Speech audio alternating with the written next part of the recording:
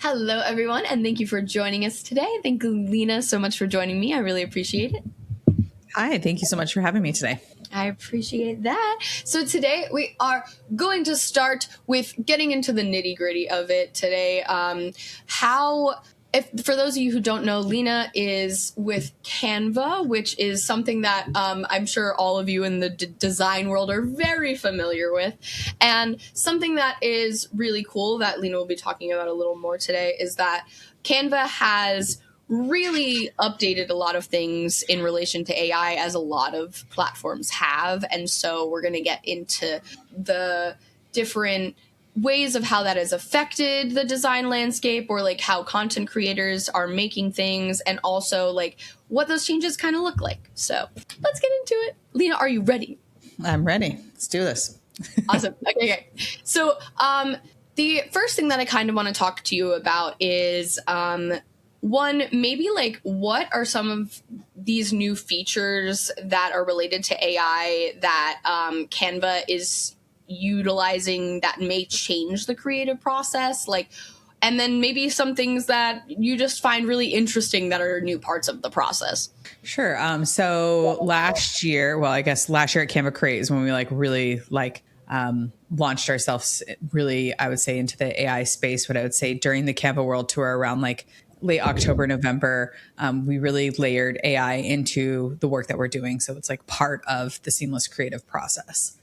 So AI is really woven into everything, and you'll see it start to transition more into the workflow as we do more launches and things like that. But really, really giving people the power to create in one place instead of having to, go here for one part of your AI tools and over here for another part of your AI tools, but really trying to democratize design for everybody. Because we really want to, our goal obviously is to empower the world to design. So that's really how we center everything that we do.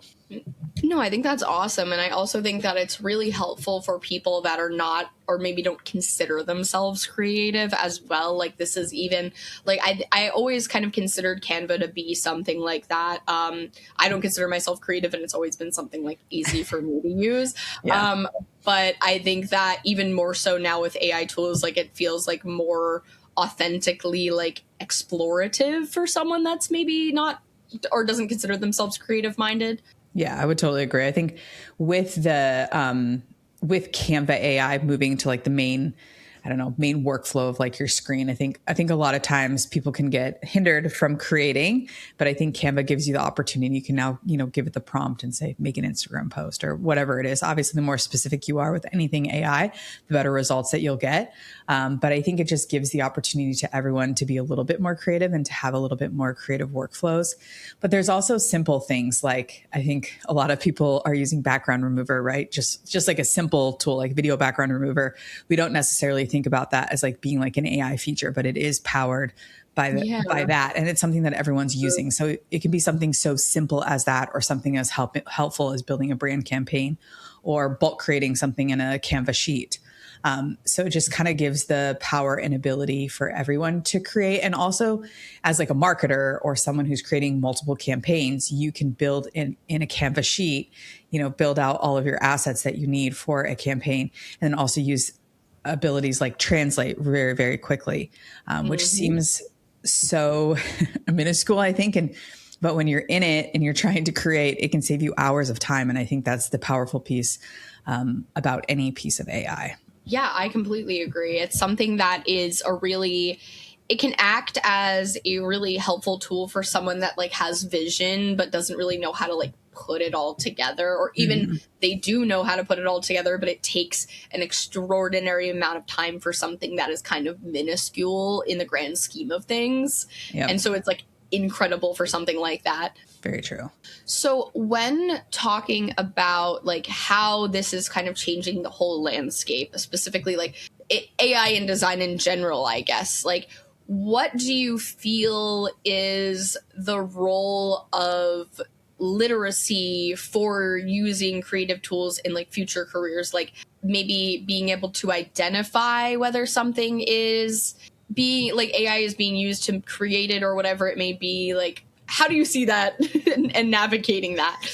Yeah, I think that's a big question. I think it's a big question to kind of like tackle, because I think AI literacy in itself is is just like a big piece of the puzzle. And we're seeing things like, you'll see videos, just me and myself, I'm pregnant right now, and I'll see like a video of like a little kid, I don't know, some video or something, and I'll just get like, faked out by like AI sometimes. So like, I'm not alone. I'm sure I'm not alone in that, of people thinking that. So I think with the development of integrating AI into your workflows, or as your creative partner, I think it does something a little bit different. Obviously, it's going to be harder to determine how much AI is going to be influenced in people's work. I think what you'll start to notice, I think like when ChatGPT first came out, right? Everybody noticed the M dashes. Like that was like the huge talk. You go on LinkedIn, everyone would be talking about how everyone had M dashes and the capitals and the different emojis, and it would sprinkle, it'd sprinkle emojis everywhere. It was like emoji threw up on your copy. And I think we're starting to see that people are getting better at the prompting and getting better at asking questions and being more strategic rather than make me sound better. So I think everyone is getting more, just more experience, and they're getting their feet, wet, in the sense of like they're able to take greater risks when it comes to like the AI, and they understand how to like manipulate it, I think, a little bit more. As far as like AI literacy, I think it's really just a power of practice. I think it's kind of like the first time you ride a bike, right? Like you have multiple tries before you get there. I think AI is a little bit, it's faster. It's faster than learning how to ride a bike, because you can figure it out quite quickly. You can find somebody prompting, or you can find different kinds of resources. So I think the integration of AI literacy is, I think a lot of times it's just taking that step into it and kind of getting used to it. But you can do anything from making SEO to making campaigns or making ads. So you're seeing a lot of creators using Canva. And obviously, because I work at Canva, I can tell most times when people are making Canva graphics. But, I'll even get people reach out to me for my own creation that I do, obviously using Canva. And they're like, I noticed you've been using Canva. Would you like to do like a brand deal? And I'm like, okay, but I work at Canva. So yeah, I am using Canva every day, but thank you for reaching out. So I think it's just one of those things that we can kind of tell that, like, just looking at past posts. So like somebody probably isn't the most graphically designed oriented, and that's okay. But now their graphics are so beautiful, and they're able to manipulate them and really bring storytelling to the forefront, I think, instead of shadowing people and people being too scared to tell their stories. I think it's the first time that people get the chance to actually become storytellers and put themselves in the front seat. And I think that's such a powerful piece that I think Canva and other, AI products of creation tools are really giving people that opportunity to do. No, I love that. I think that's one of my favorite parts about AI being incorporated more in certain roles. And I think like a lot of people can be pessimistic about AI, which like I completely understand the reasons why towards that as well. But I think that there has always been so many people in the world that have had vision for things that have not been able to create it because they're not technically skilled in something. And I feel like this opens up doors for so many people that are able to just like create things that they didn't know were possible, or like weren't initially possible because of like their skill set, or like maybe sometimes like monetarily, like they couldn't like get training in something that they thought they would really like think they were good at or want to be good at. And so things incorporated specifically into applications like Canva that are already simple to use for the average person. Now there's like another added element to it that makes things easier for someone who wants to create something really cool, but maybe didn't have the skills to do that in, like beforehand. Exactly. And it's a bummer. I don't know if you know about, I don't know if you have any specific gripes with like AI posting, but I loved M dashes before they were, I don't know what I guess they're blackballed on. I loved them. I used them all the time, and now I can't because I'm flagged, and I'm very disappointed in that. Exactly. And it's funny because I have a 2-year-old. And so whenever I'm reading his books, there's so many, I don't think I ever paid attention to people even using M dashes or even knew what they were called prior to like ChatGPT. But every time I'm reading a story, I'm like, oh, there it is again. Oh, look, here it is again, another page. And I'm like, okay, I know this copy was written years and years and years ago, like in the 80s or like, before then. So like, I know that this story isn't written by ChatGPT, but it's just quite funny that like my brain instantly is like, oh, did they write this with, did they write this with AI? So I know, it's really funny.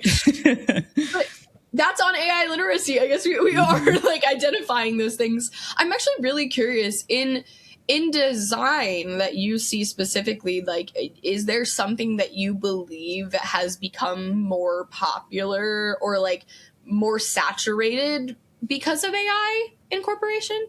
Like a certain type of design maybe, or like, you know what I'm saying? Yeah, because we're using AI, I think, and actually Canva encourages us to use AI as employees, really encourages us to be able to use it as well. So we're seeing it from simple things to, adjusting your copy to having like, that sort of thing to just creating specific assets. So I'm not really sure.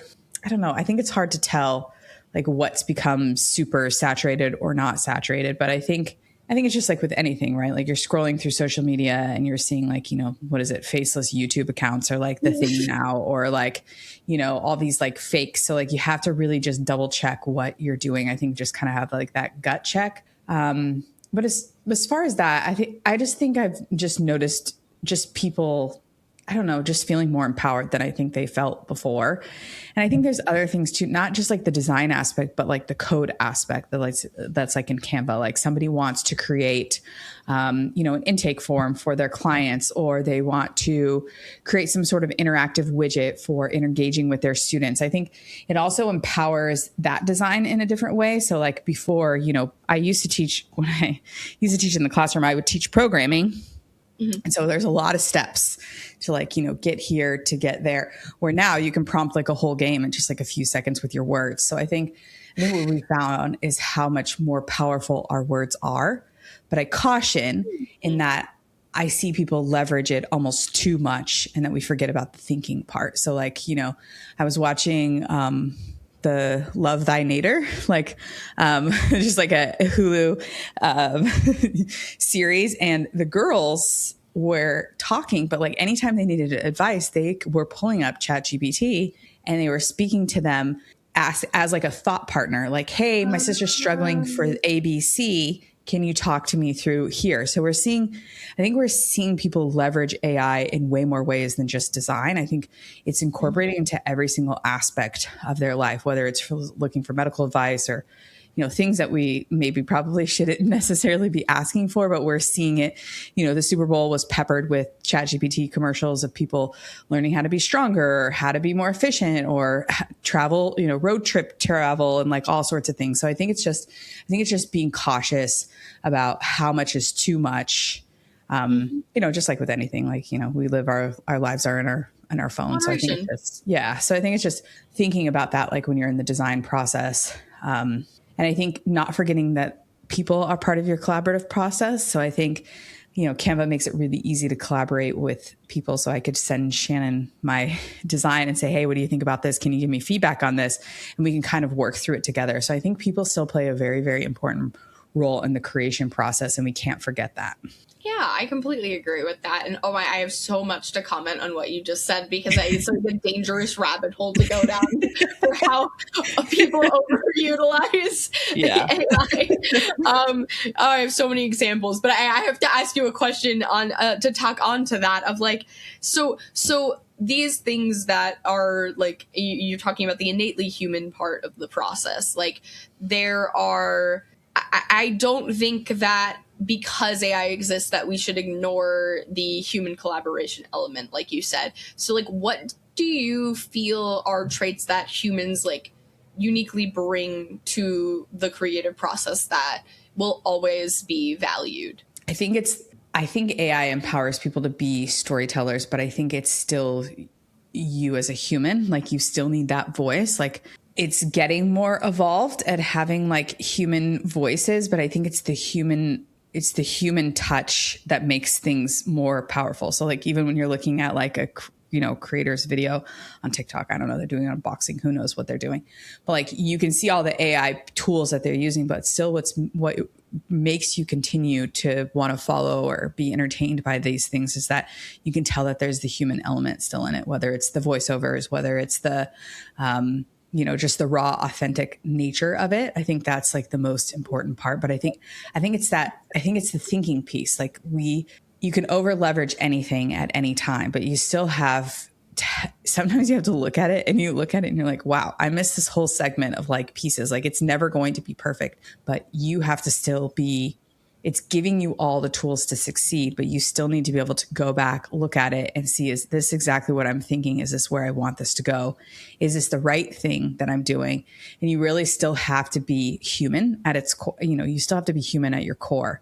And I think that is the most important part when working with like any AI tool or any sort of creation tool. And I think, sometimes even just with simple colors, right? Something might look really, really good in theory for like, the AI creation tool or whatever, but like it still needs the human input. Like, does this look good? Is this the right colors? Am I prompting this right? Is this still aesthetically pleasing? Like it still needs a lot of human touch.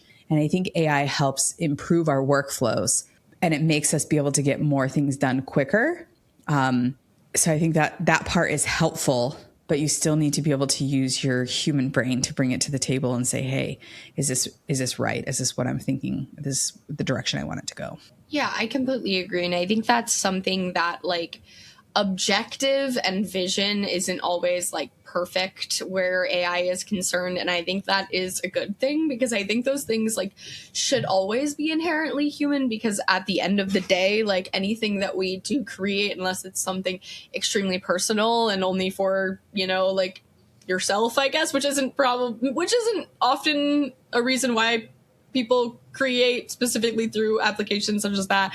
But like we're marketing to humans. Like we're creating for other humans. We're not creating for other LLMs, Yep. So it's like, this is something that needs a human check mark on it, And I think that something that, I think AI is cool for is, say you're in a remote, position and maybe you can't reach someone to have a second opinion on something. Like, I think it is really cool to still technically get a second opinion on something depending on how you prompt it and if it's gassing you up for no reason.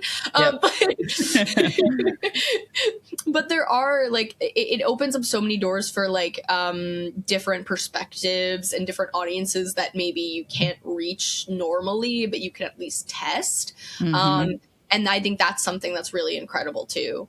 I totally agree with that. It really does change the game for how you can kind of check things out. And speaking of changing the game, so like for creating content, obviously, like as we spoke about earlier with like increasing, I hope, AI literacy, a lot of people are able to like identify when something maybe someone has overutilized AI, for lack of better phrasing. Like, how do you feel that people can differentiate themselves in like a saturated environment? Because the media is already saturated as is, but now with AI, there's going to be so much more content out there. I think any good creator of anything is going to tell you to make sure that you keep it authentic to like your voice. Like if Nike started going rogue and doing like weird pitches or even, Walmart, something that's like a big name brand that like you totally follow, you would start to lose your trust. You have to be really careful in how you navigate that. You need to keep the brand, you need to keep your voice. You need to keep everything still authentic to the story that you're telling, because it's easy. I think it's very easy in anything that we do, especially because AI is so quick to help us out with all of our tools and creation and make everything look beautiful. But it's really easy to get lost in the story. So you need to always make sure, do a gut check and make sure, like, is this still on brand? Is this still kind of where we're going towards? Because there is going to be saturation of AI and fake bots and fake news and fake videos. And like one of our Canva creators, she did a really amazing campaign actually about Skims with Dyson, like a fake thing that she created, like AI images and AI graphics and like a whole campaign using Canva. And it looked so great. I looked at it for a second. I was like, oh my gosh, is this a real collaboration? Like I think it's really easy to like, get really like lost, but you realize that probably Kim Kardashian probably isn't the one necessarily using a Dyson vacuum probably in her home. So like, is that really the direction that she's probably going to go? And is that too far from the brand itself? Which probably, if you do a gut check really quick, you're like, that's probably too far, like speaking outside of like the brand, her pairing, they're doing a collaboration with Nike is like way different. It's way more in the brand. It's still clothing. It's still like the same like aesthetic look and feel. So I think that's like important. Like if Canva started selling, I don't know, pots and pans, like it wouldn't make sense with our brand, right? Like our brand is all about design and empowerment. So if you start to see that like loss in like that sort of saturation and from the storytelling, then you know that they're kind of losing the way. And I think we'll see people do that, right? Like we'll see people doing that on like LinkedIn or storytelling and that sort of thing. They kind of get lost in the noise. Like, this is so easy to create that I can do so many other things. And that's where you start to see like the loss in like followers or, people being so true to the brand itself. You still have to continue to tell your story by leveraging tools that make it easier. I think that is a perfect place to end here because that was very well rounded. But Lena, thank you so much. I love shedding light on this because like specifically with creative platforms, I think like people within creative are already a little wary about AI incorporation in general. And I love your positivity with everything because I think that it is something to be important because AI is not something that's going away. And I think that it is something that is definitely, like really opening doors for a lot of people. So I thank you so much. Yeah, thank you. And I'd say my last tip is just whatever you do, always take a no thank you taste. Like always try something out, test it out. And that's the best way to not get lost in the noise. You guys better do that. Thank you again so much. And thank you everyone for watching. We do nothing without you. I hope you have a lovely rest of your day. Bye guys. You've been listening to Fully Managed, brought to you by Penji. Check out the show notes to learn more about today's guest, and to learn more about Penji, the human-first creative subscription service, head over to penji.co. And by the way, if you're still listening, it would mean the absolute world to us if you were to share this podcast with a friend, and of course, subscribe.